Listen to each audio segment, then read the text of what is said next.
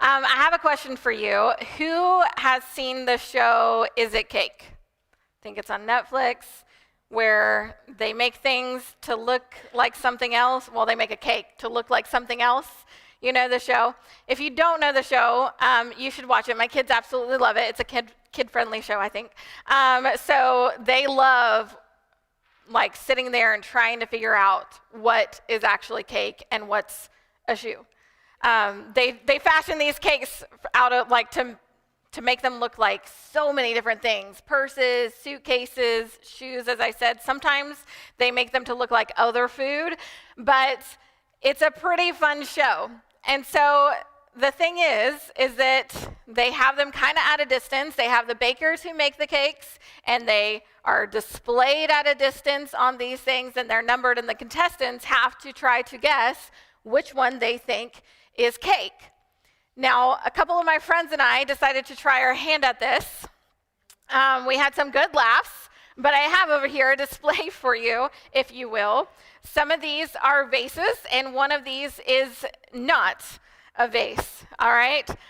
Does anybody want to try to give a go and tell me which one you think is cake?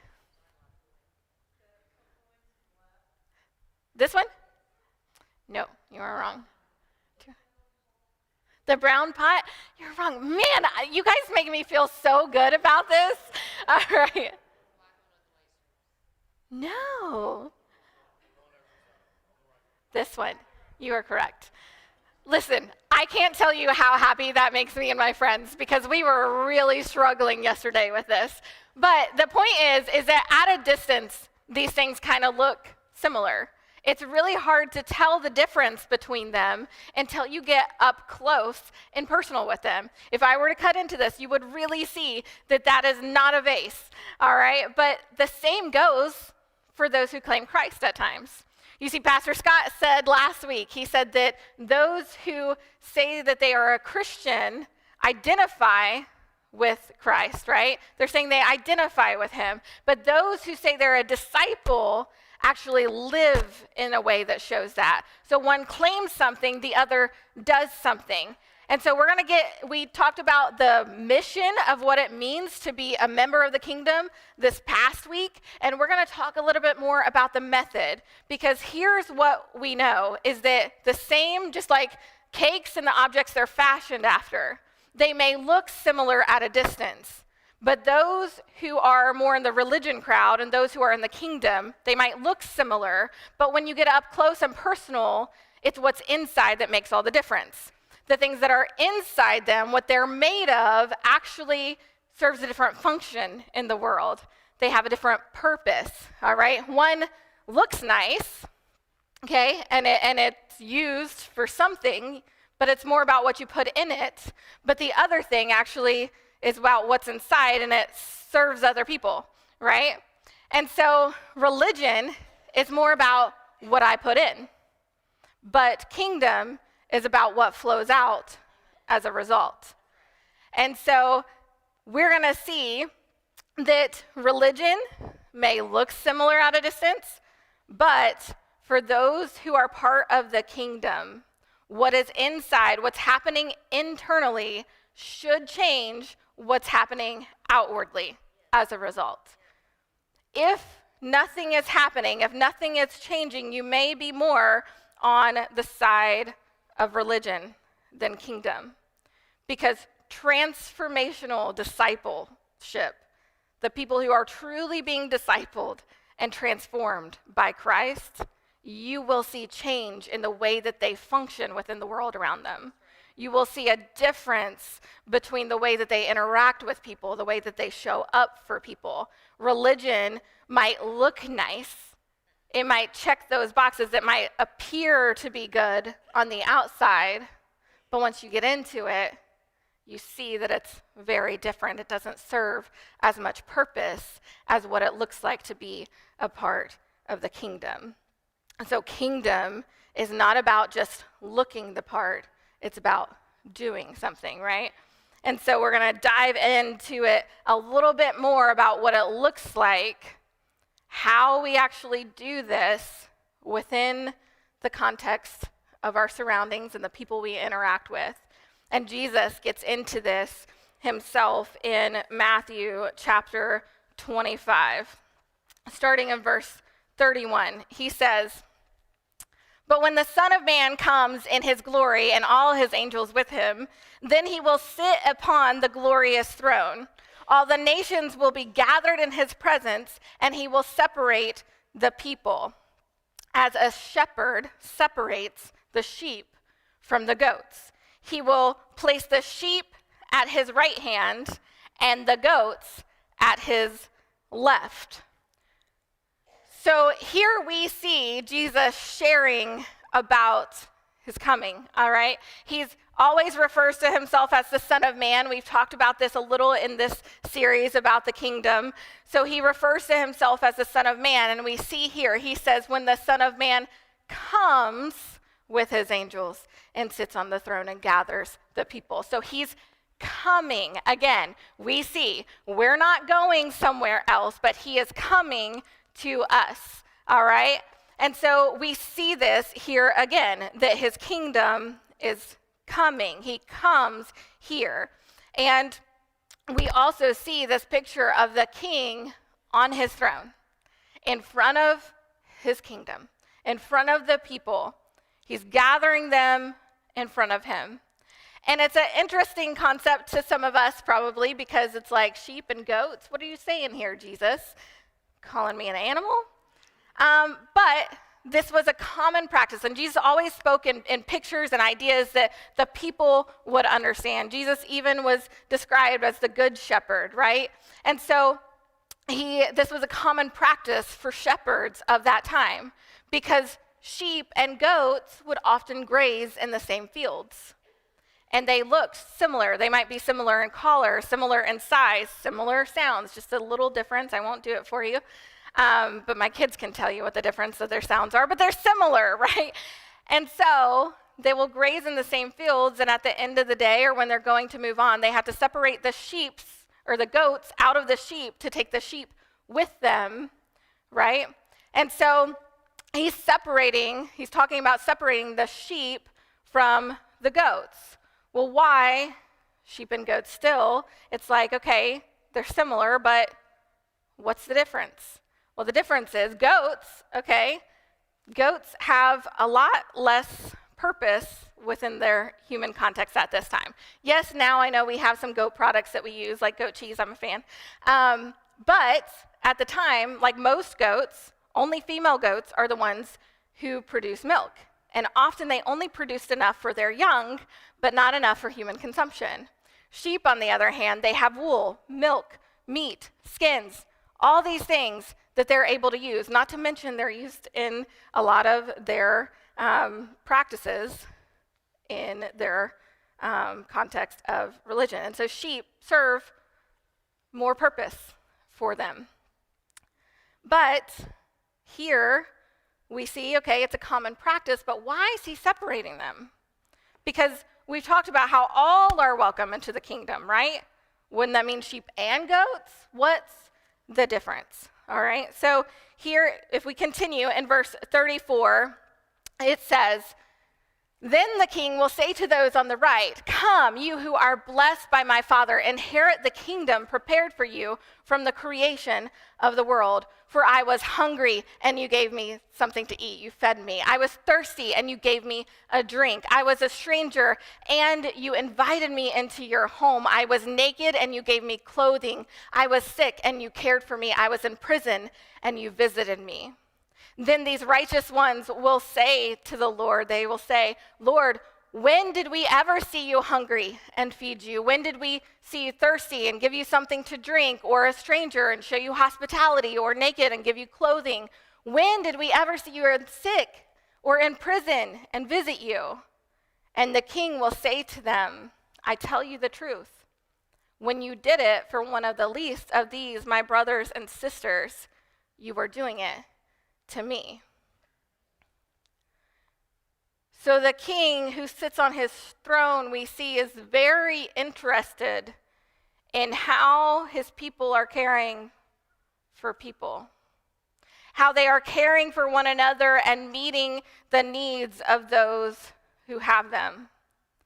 Now, a king who rules from a throne typically would not be interested in all of this. He would not be interested in the poor, the sick, the imprisoned, the marginalized, the oppressed. He wouldn't be so interested in them. He might be interested in those who are elite, in those who have power, or those who have influence or money or things that can help him actually push forward the things that he wants.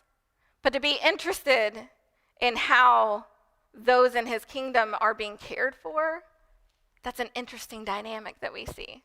But we see it over and over again through Scripture that God is incredibly interested for how we treat one another, for how this land and this world and its people are cared for. And we see it here again. So this is a reminder and a reordering, if you will, of how we are supposed to care for others and meet their needs. This is a reminder because just like in the Old Testament, for the old Israel, when they came out of Egypt and they were freed and rescued and had gone through that process, there needed to be an ordering of how they should treat one another, how they should interact with one another and care for each other and the world. There were laws and rules that were put in place. And just like that, the new Israel, the new kingdom, needs that as well. And so we see Jesus is doing this. And this is actually a scene that is at the climax of a long discourse where Jesus had begun to denounce some of his own people and would-be leaders for the way that they had failed to live as God's people, largely in part by how they were treating others. And so Jesus here is saying these things to the people, and he's saying to us today that how you treat one another, how you care for one another greatly matters. But the thing I find interesting is that these aren't super new or revolutionary concepts. If you were to dig into the Old Testament and those laws, you would see that God had built a system for these things to happen, for people to be cared for in such a way, especially the poor and the foreigner. In Leviticus chapter 23, it talks about, he tells the harvesters, he tells them not to harvest along the edges of their field, and anything they drop to leave behind so that the poor and the foreigners that live among them can go and get it. He built margin within the things that they were already doing to be able to care for those around them. He also told them to be kind to the foreigner, to welcome them in like family, to love them as you love yourself, and to not be cruel to them. I could tell you many others where God had done this kind of thing. Most of the commandments, right? Jesus said that they all, like the two things he told us, all fall under those. They had to deal with how you were with God and with others. God cares about how you treat other people and how you function within the world and those around you. But he built this system with margin in mind, already there, to help care for them. And I have to ask you, are you living in such a way where you build margin within your life to help care for the needs of those around you? Now, this looks different because a lot of us think of money, and I'll talk about that for a moment, because what most of us tend to do is if we get a salary increase, we increase our standard of living, our cost of living, right? And then we have the easy excuse to say, sorry, I can't help, because we haven't created any margin within our lives to be able to help when things come up. But what would it look like if more of us would sit down and look at what it actually costs us to live? And I'm not even talking living under your means too much. I'm talking about living and living well. Like, what would it look like if you actually sat down and figured that out and said, you know what? This is what we actually need.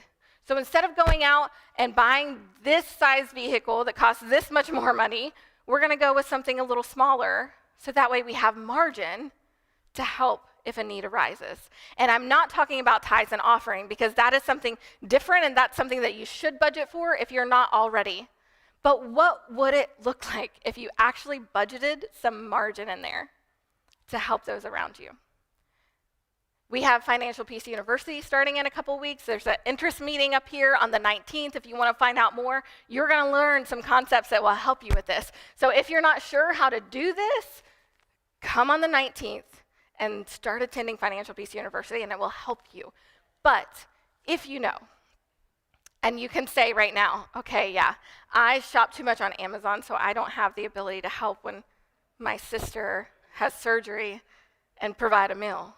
Like, if you know that, you know what you need to do, okay? We know, personally, we eat out way too much. And we don't always have the margin. But you know that life hits sometimes.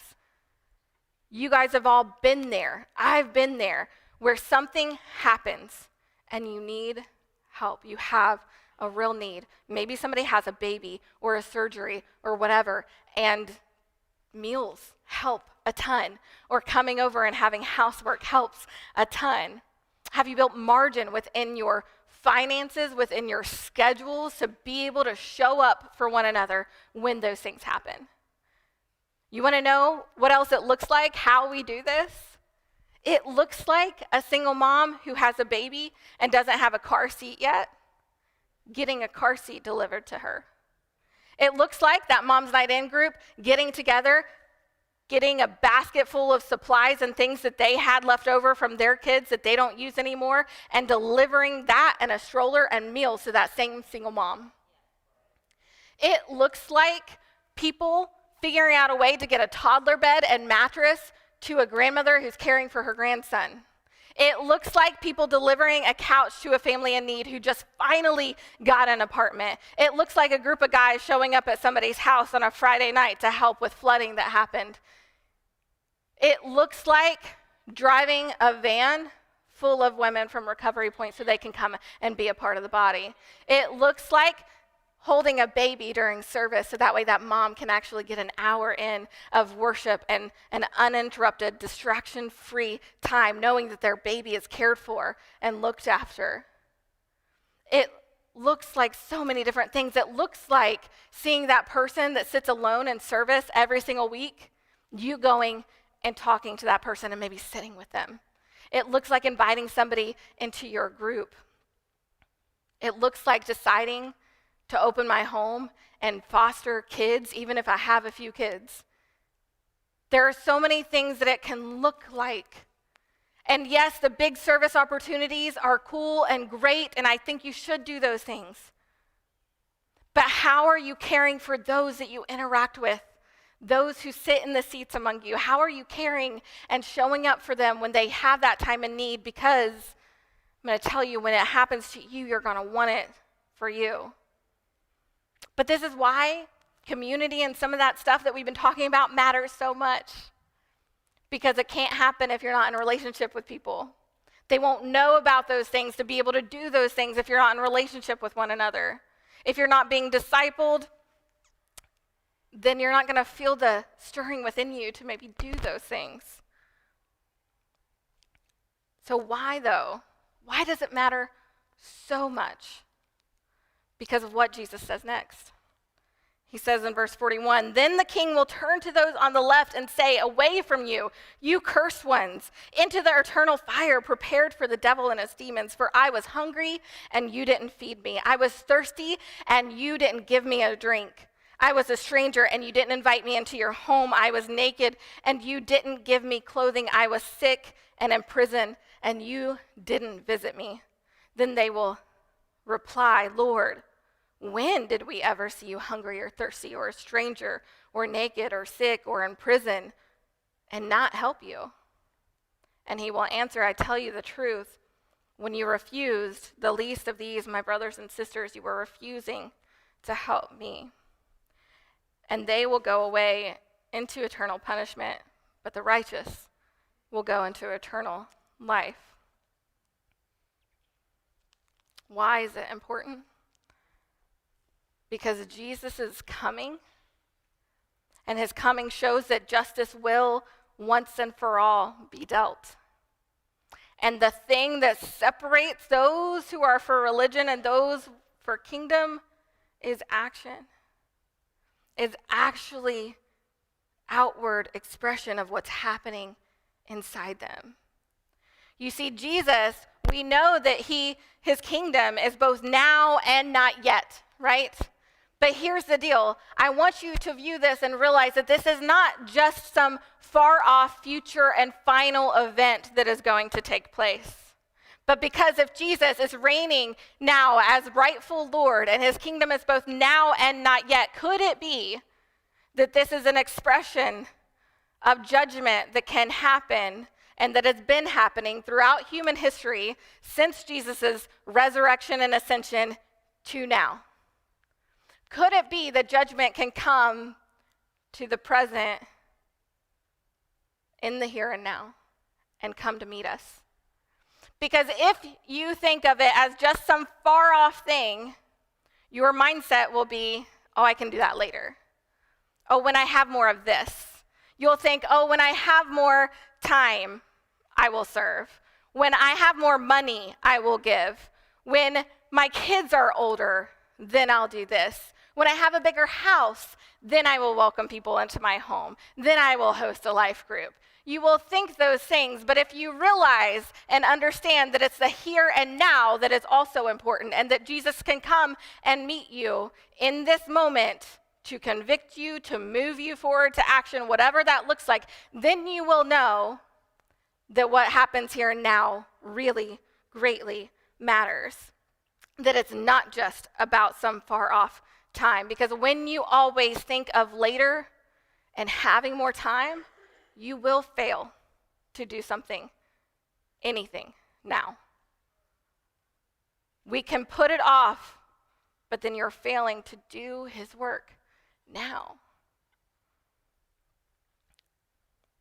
This is also talking about how those within the kingdom are being treated.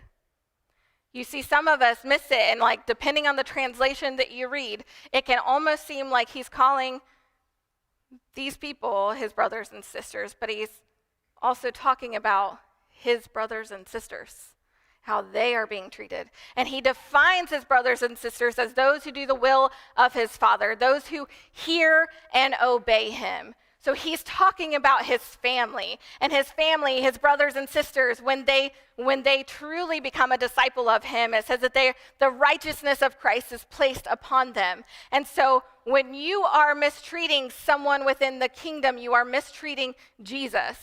When you are not caring for them, you aren't caring for him. When you are caring for them, you are in turn caring for Jesus. So when you fail to do this, you are failing him also.